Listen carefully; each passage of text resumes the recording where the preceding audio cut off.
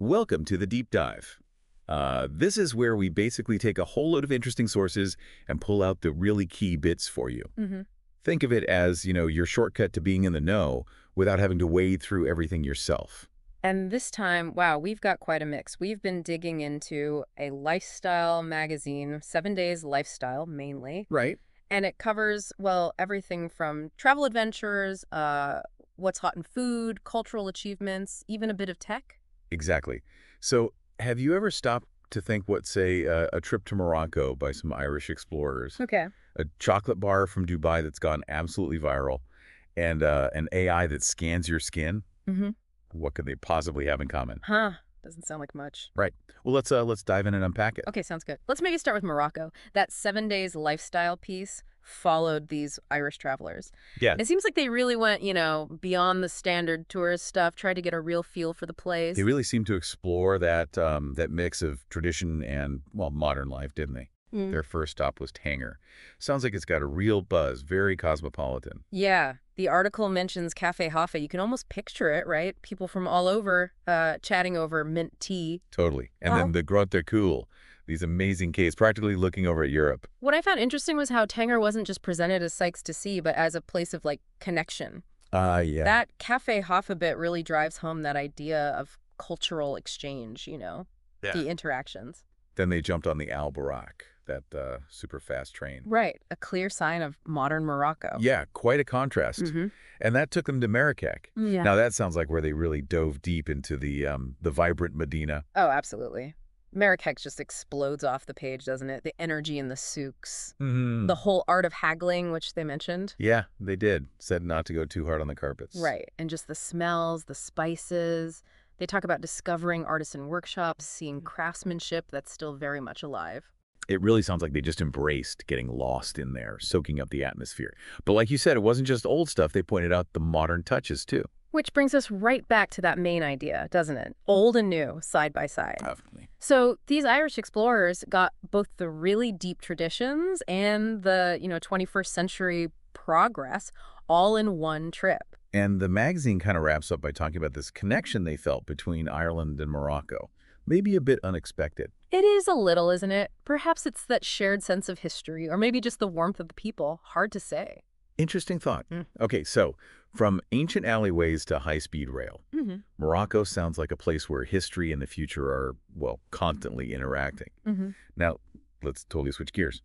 A chocolate bar from Dubai causing global chaos. Well, maybe not chaos, but ripples. It's a perfect example of our connected world, really. So there's this influencer, Maria Vieira. Okay. She posted a TikTok video. It showed this chocolate bar filled with pistachio cream and something called kunafa. Kunafa.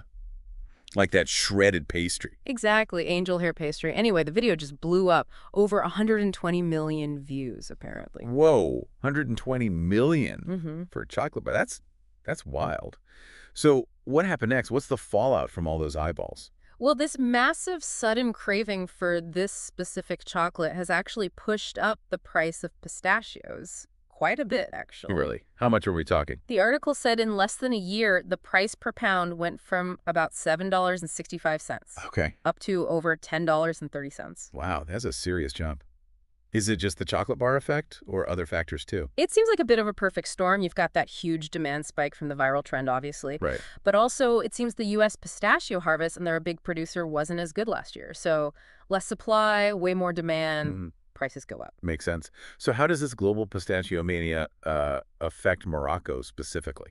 Well, the article mentions that pistachio ice cream is super popular there. Oh. And pistachios are used in a lot of their pastries, too. So these higher prices could mean pricier treats for Moroccans. Or maybe they'll have to start substituting. Exactly. It could force bakers and artisans to get creative, find alternatives. You wonder what they might use instead. It's just incredible, though. A TikTok video changing market prices globally. It really shows the power consumers wield now, even just through likes and shares. Totally. And, the article also flips it into an opportunity. How so? Well, maybe Moroccan artisans could create their own versions, inspired by Dubai, but with a Moroccan twist.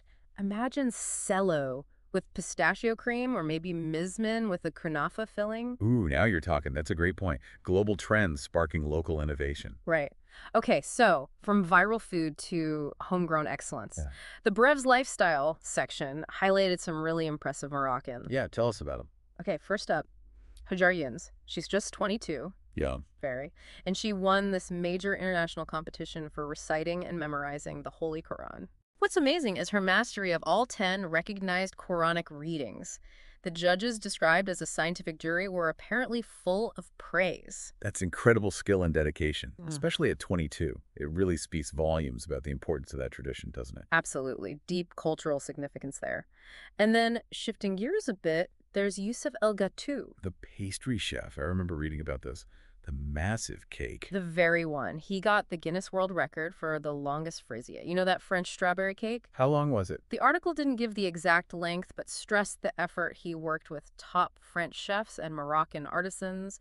It took 24 hours straight. Phew, that's intense. It is. It's not just about a big cake, right? It's Mm. about collaboration, incredible skill, dedication, Yeah. a real testament to pastry craftsmanship. Definitely celebrates that expertise. Yeah. Okay, let's pivot again. Fashion and tech news. Sounds good. First, fashion. Big news for Dior Homme. Oh, yeah. Jonathan Anderson, the Northern Irish designer, known for Low and his own J.W. Anderson label. Right, he's got a very distinctive style. Very. Well, Bernard Arnault, the big boss at LVMH, announced Anderson will design the next Dior Homme menswear show in June. Interesting. He's known for being bold, kind of cinematic, right? Innovative cuts, great materials. Exactly. So, could signal a new direction for Dior Homme. We'll have to wait and see. One to watch. And on the tech side, Something called skin diagnosia. skin diagnosia. What's that about? It's described as a pretty impressive AI tool for skincare. Okay. Uses artificial intelligence to give really quick and supposedly accurate skin diagnoses. Ah, For everyone. They emphasize its inclusivity for all women, and its position as sort of embodying Morocco's innovative side, merging tradition with modern tech. fascinating. Yeah. AI for skin diagnosis. Feels very cutting edge. It does. Oh, and there was also that little practical tip tucked away in the magazine. The clothes dyeing one. Yeah, if you accidentally dye something in the wash, just water and white vinegar. Simple as that. Apparently. Soak it for an hour, wash again in cold water. Yeah. Might just save your favorite shirt. Good to know. Always useful, those old tricks. Right, looking ahead. Some cultural events happening soon. Yes, down near Agadir in Taghazout Bay, at the Hilton, actually. Okay. May 8th and 9th, 2025. Tendencia and Taghazout Bay are putting on a couple of events. What kind of events? First night, May 8th, is Taga Comedy. Comedy, nice. Yeah, focusing on Moroccan humor. They've got some up-and-coming names. Mimo Lazrak, Asmai El Arabi, Gita Katane. Sounds like social satire, self-deprecation. Should be fun. Sounds like a good laugh. Yeah. And the next night? May 9th is Taga Music. This features Natalie Romier doing a tribute to Édith Piaf.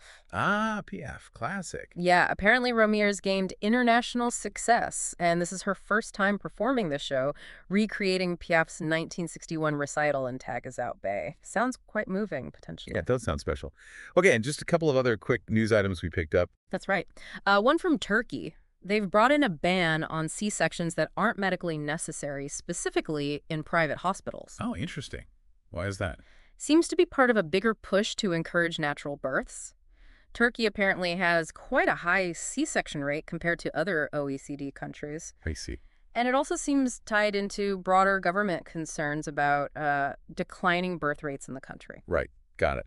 And the last thing was Press Plus. Yeah, just a quick mention. It's LODJ Media's digital newsstand. Offers free access to loads of different magazines, newspapers, weeklies, all online. Handy, like a digital library of current press. Pretty much, yeah. Accessible on different devices. So when you pull back and look at everything we've just talked about, Yeah. it's kind of amazing. All these seemingly random pieces, Mm-hmm.